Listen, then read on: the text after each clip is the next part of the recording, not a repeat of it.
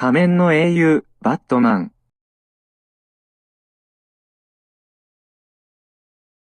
Rain continues to pour at the fairgrounds after Krono Kamen has killed the Joker Cajun back into Haruko Piro's big brother Joji, making Batman enraged over the creator's actions. Krono explains to Batman about how he captured Joji to become his first subject, leading to the rise of the Black Mask Army. 生かしか選択の最終決戦。 Back then, Krono was Junkuro Tsuka, an outcast who was abandoned by his family from Romania for his failed academics, and is a friend to both Kaito and Saki, Yuuki's parents, Kaito, and Valen, as Jen worked as a scientist at a chemistry lab alongside Kaito and Valen. One day when testing out a new experiment on his own during a thunderstorm, the sound of a loud lightning strike shocks Jen to accidentally smash one of the chemicals into his body, turning him from human to mutant, making him satisfied by this feeling. The following day, when showing this to the four, he reveals his plan on making a superior mutant race by getting rid of humanity,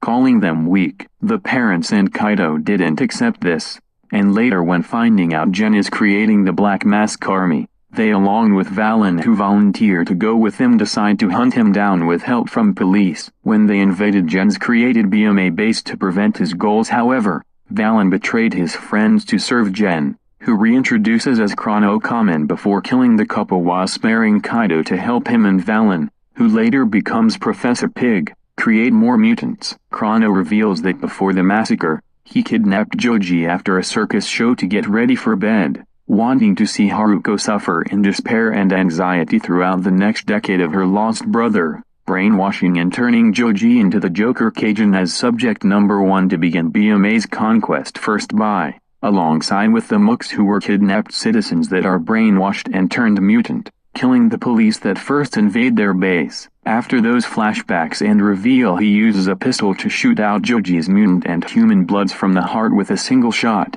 Jen ends his speech that his new race beings will take over the world by killing and making humanity suffer until every last one of them is extinct, even if he executes his own mutants who have betrayed and restore their memories, while those mutants if purified commit suicide to avoid arrest. This enrages Batman as he tells Haruko and Tsuti to get out of the fairgrounds before violently attacking Krono, who laughs by telling him to let his rage of his parents' death against the mastermind. Haruko and Tsuti get picked up by Shoko in the Bat car to take Joji to the hospital for a way to bring him back, as Tsuti finds out that Batman does live in Yuuki's mansion while Haruko continues in tears over her brother's body. Batman continues to let his rage beat up the ongoing laughing Krono, who continues to tell Batman that once he purifies and kills Krono himself, then the world will know that the vigilante hero is on the side of injustice, and that humanity will turn against him, forcing him to not get into his alter ego,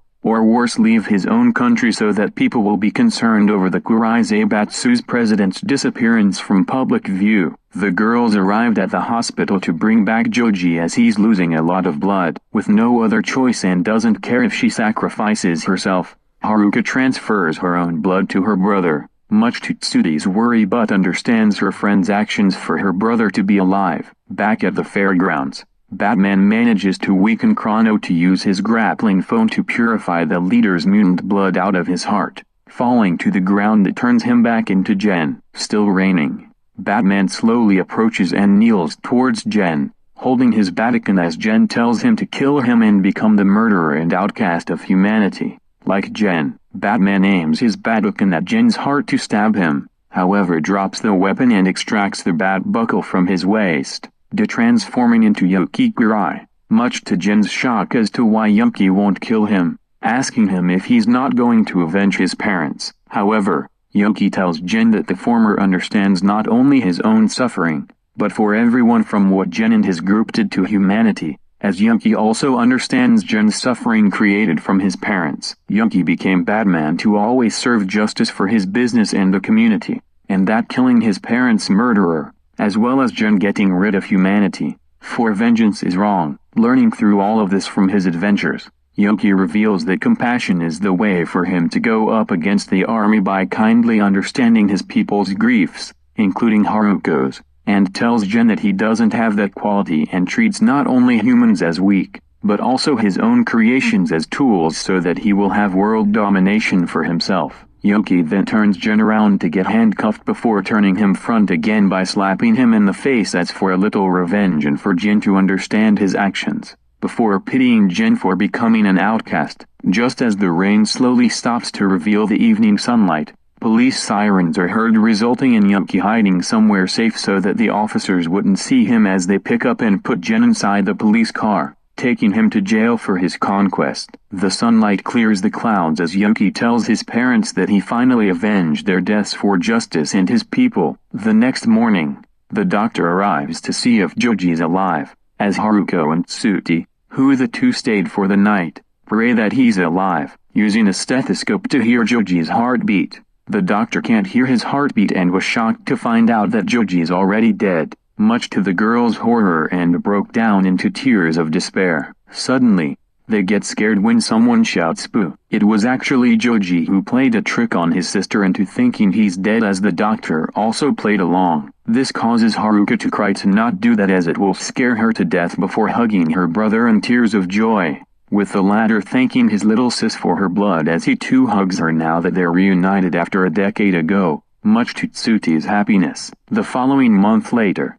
Jin pleaded guilty for his crimes and was sentenced to 66 years in prison. As a result, the city of Japan has now become peaceful for the people and others to finally have freedom from the Black Mask Army. As those words were spoken by Yuuki at a press conference, all of the victims who became mutant Cajuns that Batman purified are shown in the ending credits, those innocents continuing on with their lives while those spending their lives in jail, some not understanding their actions while others do. After congratulating Yuuki and going to his conference, Kaito segues at the cemetery to pray for his friend Valen, explaining that the latter may have served the BMA well by committing suicide, but Kaito can tell that Valen will someday learn to have a good heart in heaven. Joji and Haruko Piro continue their jobs as circus clowns for the children, including those from the orphanage who lost their parents from mutants, as a 13-year-old Tsubasa Akari is among those kids.